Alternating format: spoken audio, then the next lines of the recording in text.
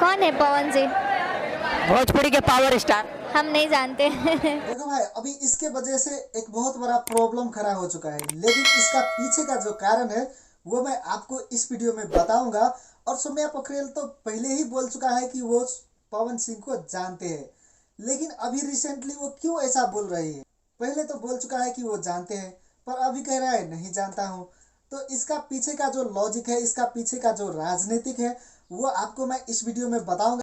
चलो भाई, अगर आप चैनल पर नए हो तो चैनल को नीचे सब्सक्राइब कर देना और साथ में घंटी का आइकन भी दबा देना, ताकि आपके पास नए नए वीडियो के नोटिफिकेशन सबसे पहले आते रहे। तो अभी आप इस वीडियो को देख लो और समझ जाओ कि ये क्या बोल रही है। कौन है पवन जी? भोजपुरी के पावर स्टार। हम नहीं जानते। और आप सुन रहे हो कि सौम्या पोखरेल जो नेपाल के एक टिकटॉक स्टार है, मधेश तराई क्षेत्र के, वो अभी बोल रहा है कि मैं पवन सिंह को नहीं जानता हूँ। तो भाई ऐसा क्यों बोल रहा है? नहीं जानते। और मैं आपको बोला था कि पिछले बार जो सौम्या पोखरेल है वो ऑलरेडी बोल चुका है कि पवन सिंह को वो जानते हैं। तो अभी क्यों बोल रहा है? और मैं आपको वो क्लिप भी दिखाऊंगा जिसमें सौम्या पोखरेल टिकटॉक स्टार है, वो बोला है कि वो पवन सिंह को जानते हैं। तो आप इस क्लिप को थोड़ा देखिए और इसके बारे में समझ जाइए। अगर पवन सिंह आपको ऑफर दे अपने गाने में काम करने के लिए तब शायद मैं नहीं करूँगी। तो आप देख लिया ना, इसका मतलब क्या है? वो बोल रहा है नहीं करेगा, इसका मतलब क्या है? इसका मतलब यही है कि वो पवन सिंह को जानते हैं, इसलिए तो बोल रहा है वो पवन सिंह के साथ शायद अभी काम नहीं करेगा। तो भाई उसको तो जानते हैं ऑलरेडी, पवन सिंह को यार कौन नहीं जानता है, पूरा इंडस्ट्री जानता है, इंडिया नेपाल। सही पकड़े हैं। खास करके इंडिया नेपाल में तो बहुत क्रेज फैन है उसका, तो सब लोग जानता है पवन सिंह को। फिर रिसेंटली अभी बोल दिया है सौम्या पोखरेल की नहीं जानते हैं। तो भाई इसके पीछे जरूर कुछ कारण होगा, क्योंकि इससे पहले पवन सिंह और खेसारी लाल के बीच में कुछ कांड चल रहा था। हो सकता है उसी के लिए शायद ये सब बोला जा रहा हो। और मैं आपको पहले भी बताया था कि सौम्या पोखरेल एक ऐसी टिकटॉक स्टार है जो कि वायरल होने के लिए, ट्रेंडिंग में रहने के लिए वो बहुत सारे उटपटांग हरकतें करते रहते हैं। तो मैं आपको पहले भी बता चुका हूँ, तो इसमें अब और कुछ बड़ा बात नहीं है। ये सब उसका एक टेक्निक है वायरल रहने के लिए और ट्रेंडिंग रहने के लिए। क्योंकि पहले भी उन्होंने नेपाल में जब वो टिकटॉकर था और नेपाल तक उसका फैन बेस था, नेपाल में उन्होंने ऐसा कांड कर दिया था सौम्या पोखरेल ने कि सब लोग ने उसे गाली दिया था, जो कि नहीं करना चाहिए था।